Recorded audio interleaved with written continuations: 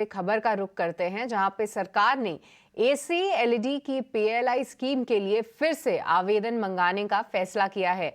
15 जुलाई से 90 दिनों के लिए पीएलआई विंडो रीओपन किया गया है। आइए इसकी और डिटेल समझते हैं। हमारे सहयोगी समीर दीक्षित हमारे साथ जुड़ चुके हैं ये पूरी जानकारी देने के लिए। समीर, बताइए, क्या कुछ और न्यूज़ फ्लो है इस खबर से रिलेटेड, और साथ ही क्या कुछ और डिटेल सामने निकल कर आ रही हैं? यानी कि प्रोडक्शन लिंक इंसेंटिव स्कीम से जुड़ी हुई अहम खबर।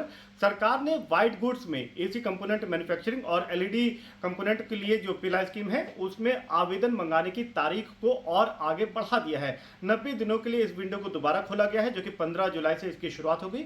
15 जुलाई से 12 अक्टूबर के लिए पीएलआई स्कीम के लिए यह आवेदन मंगाने की तारीख को और इस विंडो को दोबारा खोला गया है। और ये पीएलआई स्कीम जुड़ी हुई है व्हाइट गुड सेक्टर से, जिसमें कि एसी कंपोनेंट या फिर एलईडी सेगमेंट से जुड़ी हुई यह स्कीम है। और इसमें जो भी इच्छुक एप्लीकेंट हैं वो अप्लाई कर सकते हैं। यही नहीं, जो स्कीम की बारीकियां हैं उसमें इस बात का भी जिक्र है कि जो मौजूदा लाभार्थी हैं वो भी, ये विंडो ओपन हुई है, वो इसमें भी अप्लाई कर सकते हैं। लेकिन जो भी अप्लाई करेगा उसको अगले 3 सालों के लिए ही इसका लाभ मिल पाएगा। यानी कि साल 2021 में जब पीएलआई स्कीम की शुरुआत की गई थी तो इसको 7 सालों के लिए इसको ओपन किया गया था। इस स्कीम को चलाने की योजना थी सरकार की। तो अब जब इसमें विंडो को दोबारा ओपन किया गया एप्लीकेशन मंगाने के लिए, तो इसमें अब सिर्फ अगले जो बचे हुए साल हैं सिर्फ उन्हीं का इंसेंटिव इसमें मिल पाएगा।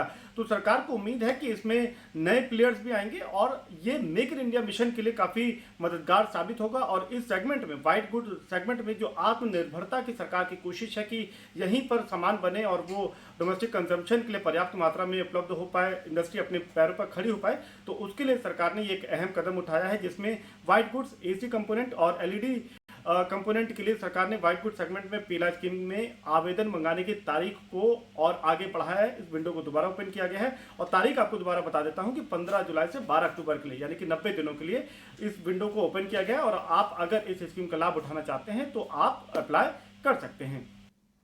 ठीक है, बहुत बहुत शुक्रिया समीर ये पूरी जानकारी देने के लिए। तो पीएलआई विंडो, एसी और एलईडीज के लिए फिर से रीओपन किया गया है। 15 जुलाई से फिर से पीएलआई का जो विंडो है वो रीओपन होगा। और आइए कुछ एक काउंटर्स पर भी चर्चा कर लेते हैं, क्योंकि अभी तक जो पीएलआई की ये स्कीम थी इसमें 66 एप्लीकेंट्स थे और उनकी तरफ से लगभग 7,000 करोड़ के जो इन्वेस्टमेंट्स थे उनका उन्होंने डिटेल्स दी थी कि वो फेज मैनर में ये सारे इन्वेस्टमेंट्स करेंगे। पर अब कौन से काउंटर्स फोकस में रहने चाहिए, टेक्निकली एक बार समझ लेते हैं हमारे एक्सपर्ट से कि क्या कोई स्टॉक जो है इस खबर के चलते आप फोकस में देख सकते हैं। और किरण, अगर हम एसीज की बात करें तो कुछ एक दिग्गज कंपनीज जैसे कि वोल्टास और हैवेल्स पे एक बार अपना नजरिया बताइए, और साथ ही पीजी टेक्नोप्लास्ट पर भी राय दीजिए। क्या इन तीनों में से कोई स्टॉक ट्रेडेबल लग रहा है आपको? सो वोल्टास और हेवल्स को पहले अगर हम देखें तो कहीं ना कहीं दोनों स्टॉक्स में एक अच्छी खासी रैली आने के बाद कंसोलिडेशन फेज के अंदर है। ये दोनों स्टॉक में से हेवल्स कहीं ना कहीं एक ट्रेडेबल स्टॉक है, जहाँ पे 20 दिन की मूविंग एवरेज को लेके हेवल्स हम देख रहे हैं कि वापस अपने हायर हायर बॉटम पैटर्न के अंदर रिज्यूम हो रहा है। एक अच्छा सा खासा जो सपोर्ट हम बोले देखें तो कहीं ना कहीं 1840 के आसपास हमें देखने को मिल रहा है। सो कहीं ना कहीं जब तक 1840 का जो लेवल है वो ब्रेक नहीं होता है, तब तक मेरे हिसाब से हेवल्स के अंदर हम लॉन्ग करके जा सकते हैं। और दूसरा, अगर एसीज के रिलेटेड ही अगर कोई स्टॉक हमें देखना है तो अंबर एंटरप्राइज के ऊपर आप ध्यान रख सकते हो। फंडामेंटली काफी अच्छा स्टॉक है। डेली चार्ट के भी ऊपर आप अंबर एंटरप्राइज का चार्ट देखोगे, सो कहीं ना कहीं एक राउंडिंग बॉटम पैटर्न और फ्लैग पैटर्न बन रहा है, जो करंट मार्केट प्राइस से 4500 के ऊपर है, तब तक हम लॉन्ग कर सकते हैं। एक पोजिशनल स्टॉप लॉस जो रखना है वो 4400 का रखना है, और जब तक ये 4400 का लेवल नीचे में ब्रेक नहीं होता है तब तक चांस है कि अंबर एंटरप्राइज में हम अच्छे खासे टारगेट, जैसे कि 5000 तक के टारगेट भी हम देख सकते हैं। तो डेफिनेटली अंबर एंटरप्राइज में हमारा हाई कन्विक्शन पिक है। राइट, तो अमर एंटरप्राइज ये काउंटर आप जरूर ध्यान में रखिए। पर किरण, क्विकली एक बार दो और काउंटर्स पे आपसे राय जानना चाहेंगे।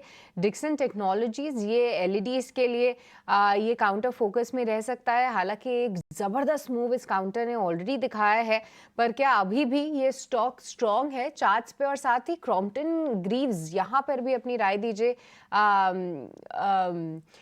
क्या नजरिया रखते हैं यहाँ पे आप, किरण?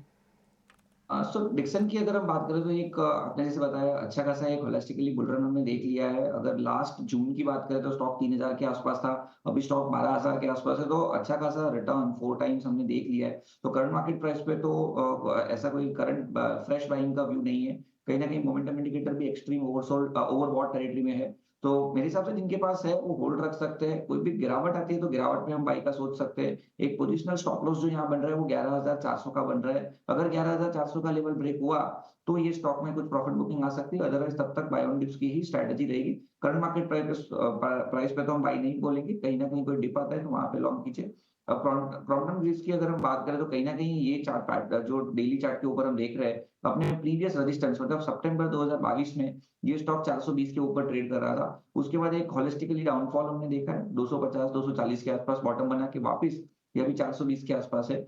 तो जब तक ये स्टॉक 400 के ऊपर है, कोई भी गिरावट आती है लॉन्ग कीजिए। करंट मार्केट प्राइस से भी हम लॉन्ग करके जा सकते हैं। अगर 400 का लेवल इंटैक्ट रहता है तो आने वाले समय में हम 500 तक के भी टारगेट यहाँ पे देख सकते हैं। तो Crompton can be a good by at current market price.